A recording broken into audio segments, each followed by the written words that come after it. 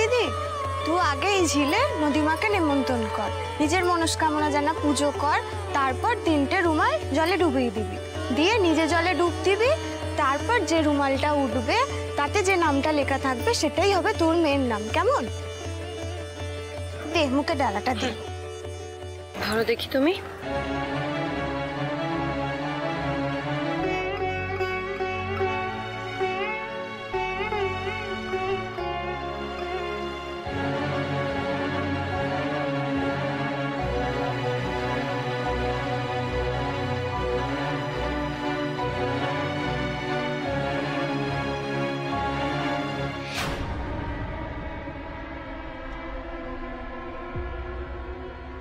এবার সুযোগ বুঝে এই ডালিকে জলে ফেলার ব্যবস্থাটা করতে হবে।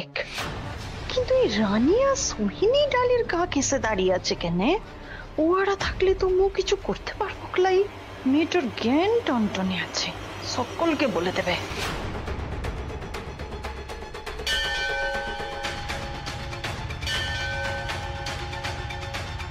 সোহিনী, সোহিনী এদিকে এদিকে।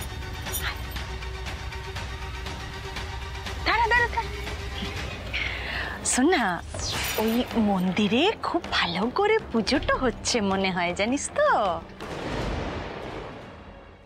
তাই? হ্যাঁ, তা একবার গিয়ে দেখবি নাকি কেমন পুজোটা হচ্ছে? হ্যাঁ হ্যাঁ, যাবো যাবো।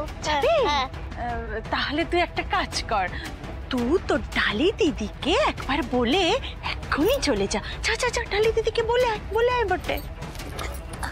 ডালি দিদি, ও ডালি দিদি, বলো। বলছি কি, ওই মন্দিরে না পুজো হচ্ছে, আমি একটু যাই না গো। ও মা, তুমি একা যেতে পারবে? হ্যাঁ যেতে পারবো, আমি যাই। কিন্তু আস্তে দেখেছো তো, এই জন্য বলছিলাম আমি বারবার করে। এই রানী, তুমি ওকে একটু নিয়ে যাও না গো। কিন্তু মু চলে গেলে তুই এসব করবি কি করে? তুই যে বললি সাঁতার জানিসলে। চিন্তা নেই, আমি বেশি গভীরে নামবো না, তুমি যাও। আর তাছাড়া মিষ্টি তো আছে। হ্যাঁ, মু আছি তো। তুমি যাও, ওর সাথে যাও তো। সোহিনী, সাবধানে, হাত ধরে যাবে।